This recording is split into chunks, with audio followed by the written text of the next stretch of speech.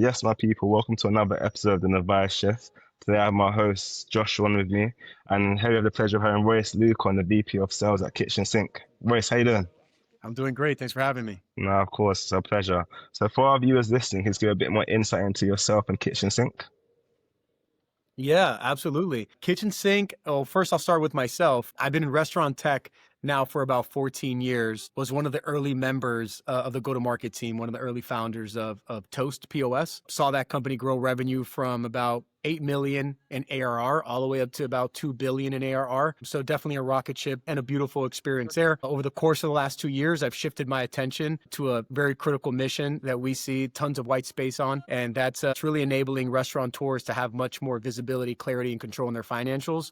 And we're doing that by utilizing some incredible AI and some cutting edge software to sort of like give them the visibility that they need. No, perfect. Thank you much, Preacher, for the insight. So just for a reference, how does this model help with big financial challenges that independent restaurants currently face? Yeah, look, if you're watching this episode right now and you're a foodie like me and you like going to restaurants, I'll give you a quick sneak peek of sort of like the lay of the land of restaurateurs and the majority of restaurateurs and they're creatives that love food, love to delight their guests.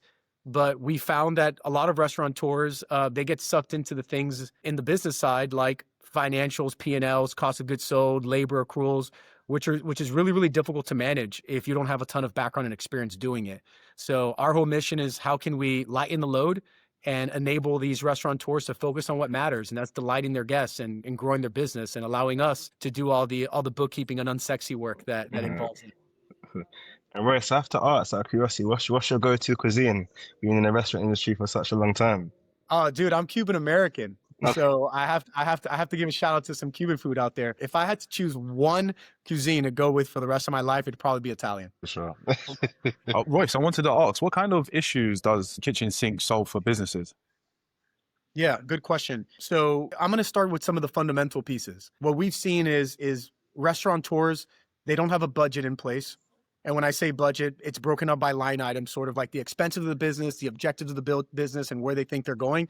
So we start at a very granular level. It's like, why don't you have a budget? If you don't have a budget, you don't have clear objectives of where you're sort of marching towards. If you don't have a budget, there isn't really a lot of goal placement or there isn't a North Star to understanding where you need to go to sort of accomplish these milestones to become a profitable business that can actually scale. So budget's a big one. The next piece that we see often and is a core pillar to what we do is weekly P&L. So restaurateurs oftentimes are running on either monthly profit and loss statements or even at times we see quarterly profit and loss statements. And when you're looking at a quarterly or a monthly P&L, what's the problem? The problem is it's been too long before you could actually sit down, make a review, and actually make an operational change. So we believe that in order to have a really sustainable business model, you want to understand what's happening in the business week over week.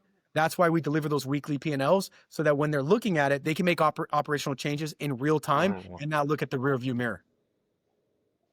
No, that's an interesting take.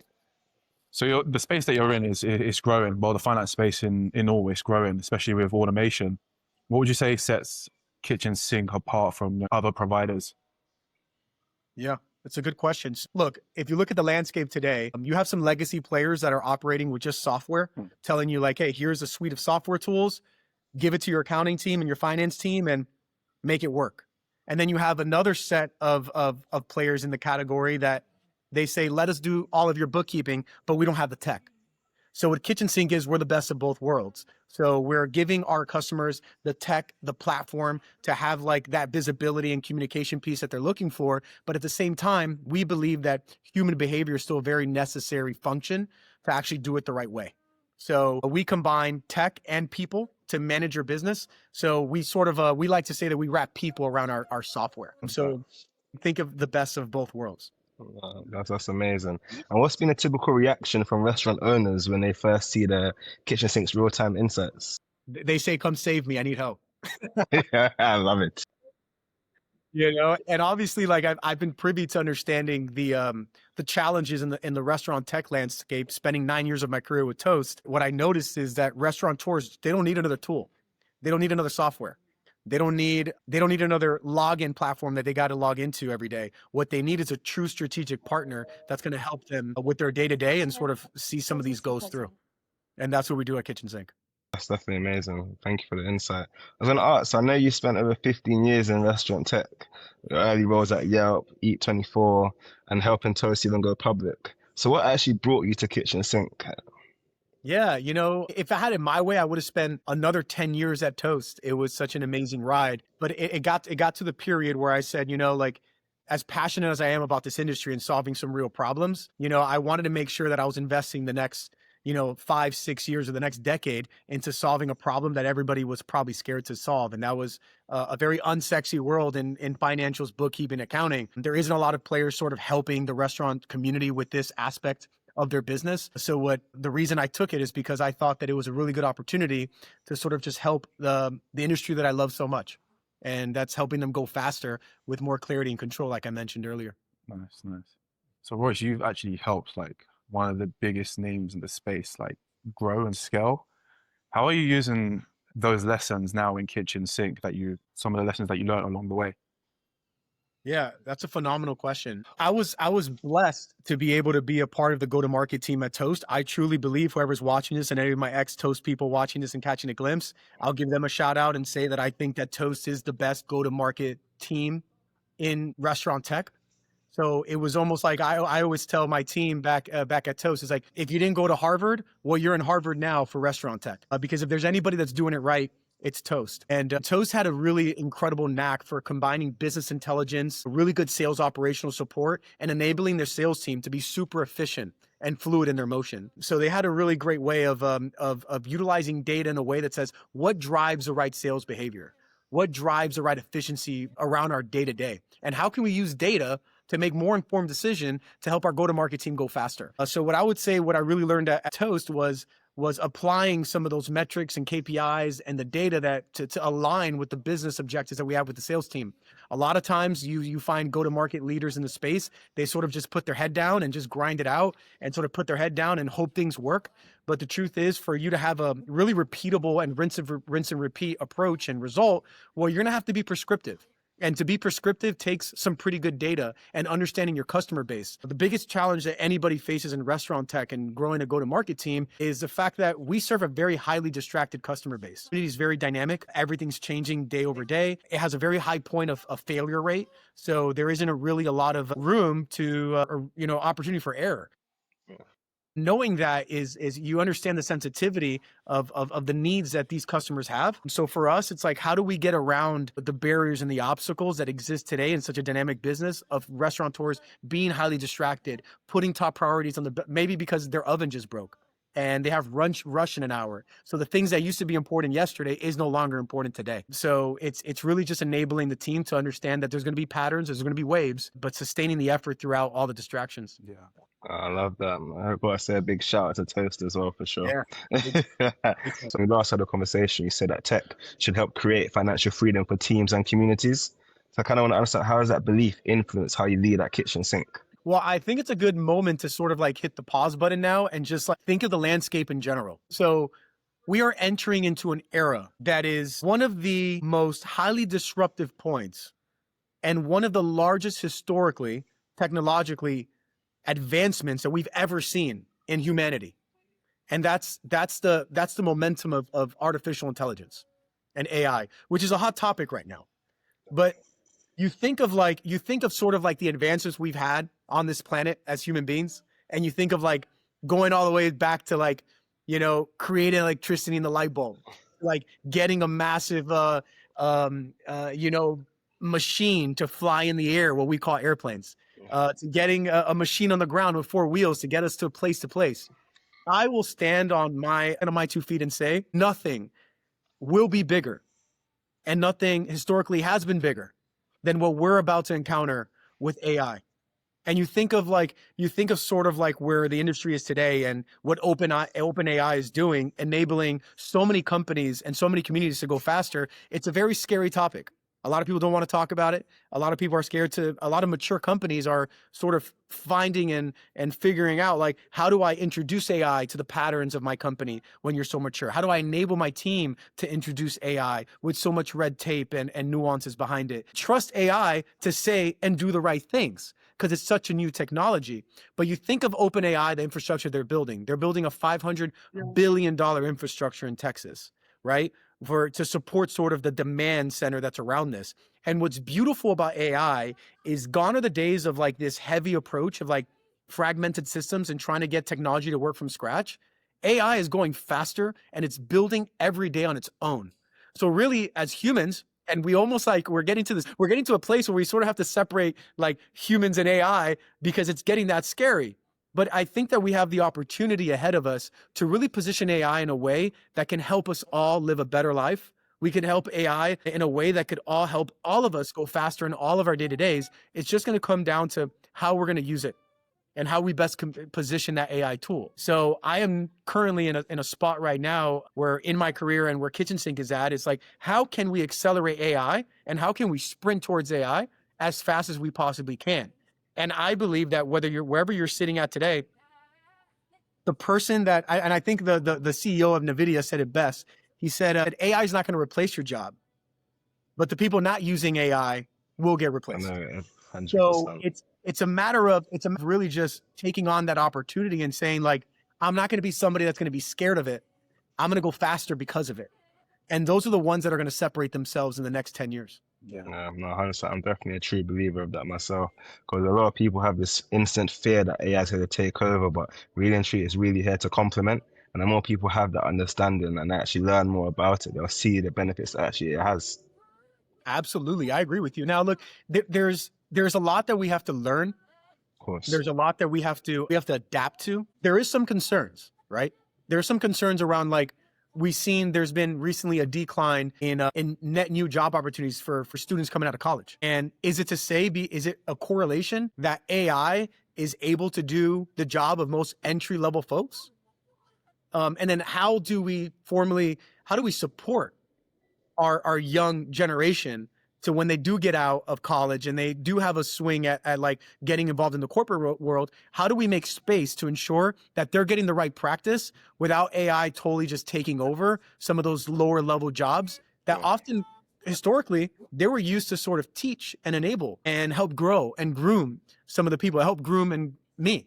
So so wherever you find yourself today, and I'm even speaking to maybe you find yourself in college and you're just getting your first job. It's like, how are you going to use AI where it's not an excuse for you, or maybe an excuse for your buddy and your peer because they weren't using it the right way.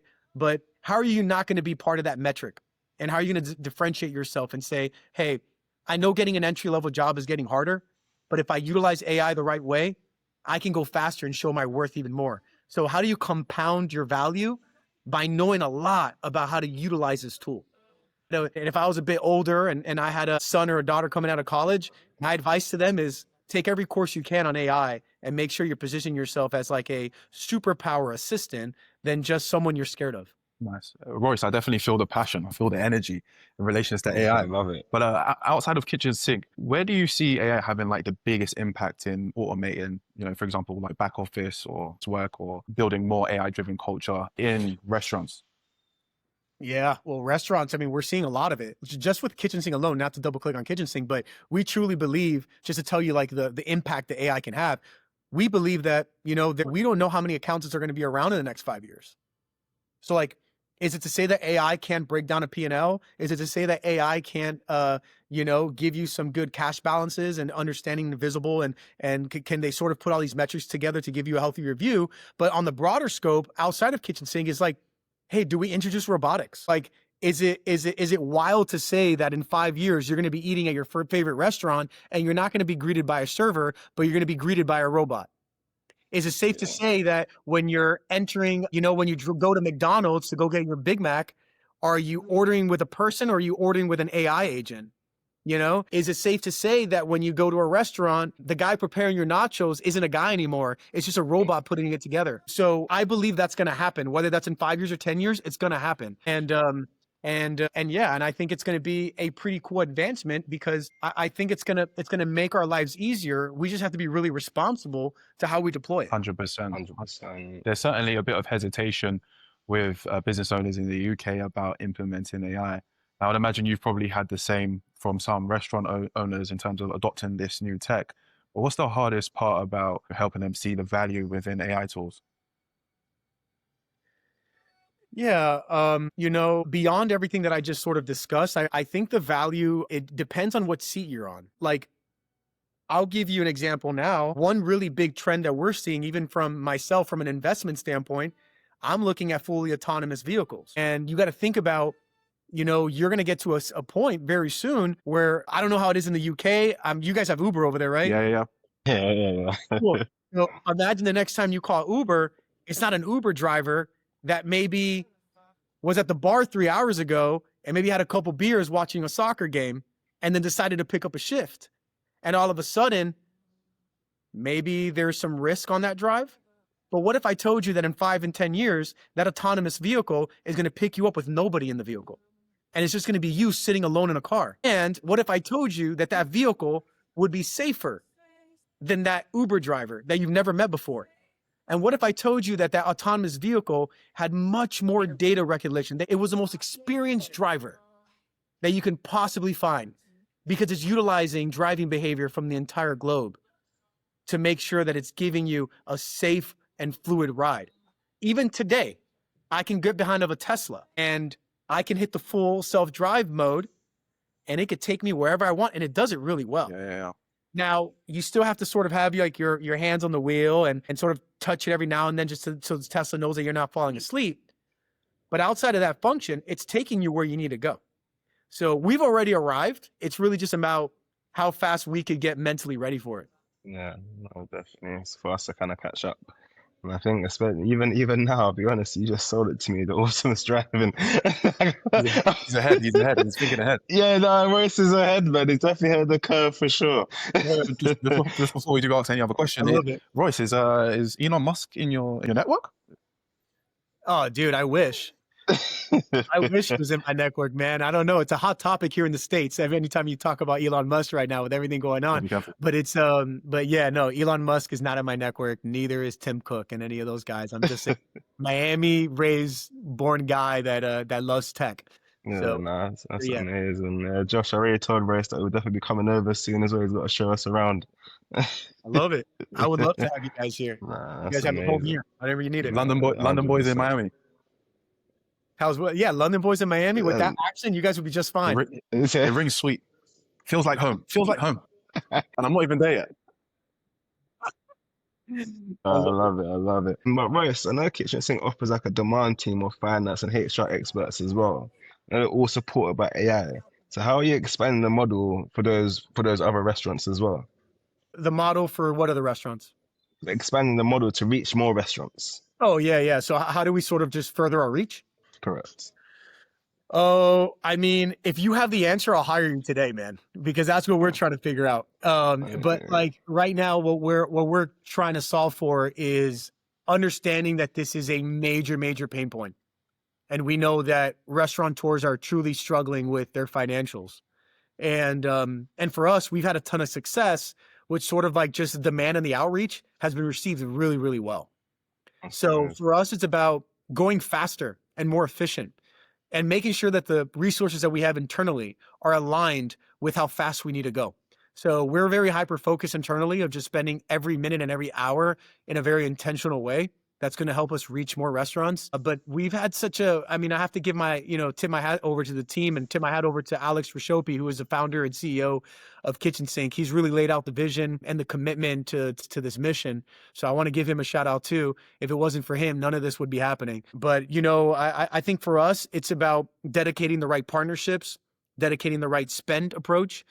For anybody that's watching, that's sort of like in an early stage startup, you realize that going lean and sort of like being efficient in your focus points is really could be the difference between making it or not. So right now, what we're focusing on is a lot of brand recognition, a lot of social equity, doing the right case studies with the right partners, partnering with some of our Michelin star chefs that have allowed us to partner together and not really taking my word for it, but taking the word of so many clients that are at KitchenSync and could sort of help funnel that message much faster than we can. Yeah, nice. Royce, I wanted to ask, what's been like one of the success stories that, that come to mind and you're like, you know what, I'm proud of what I do. Yeah. I hate to go back to the ex-girlfriend, but I'll talk about Toast again. And the truth is, look, like I joined that company without really any clear understanding of what was going to happen. Had no idea we were going to grow at the speed we did. And I got really passionate about getting there. But I would say throughout my career, what I think about every day is having the opportunity to have a successful exit, be in the New York Stock Exchange Center, and ring the bell when Toast IPO'd. And it's not just because like, hey, look at us, we did such a great job, because that's part of it. But it was like all the sleepless nights and all the hard work and everything that went on to getting us to that point is also great. But the best part about it is the life change that happened for so many people around me. So what gets me out of bed every day is the fact that once you sort of like, I don't know if any of you guys are into sports, but like I'm a boxing man myself.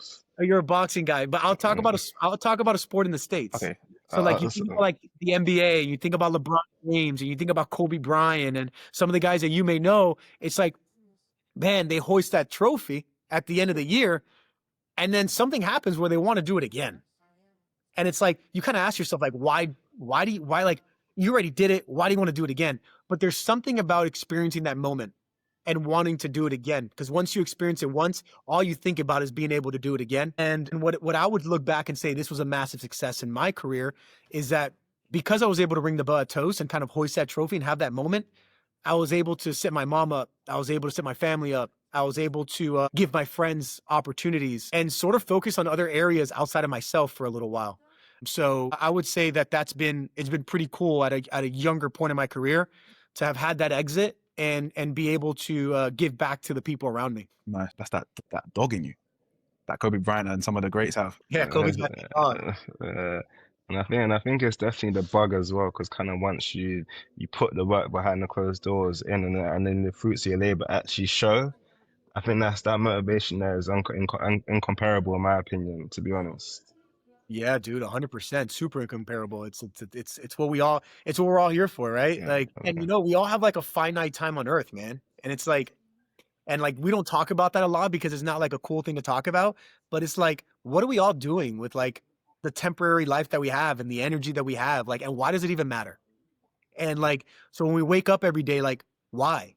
Why are we doing the things we're doing? And if I could give any advice to anybody, it's like, find where your why is. And find out like what the heck you're doing this to begin with.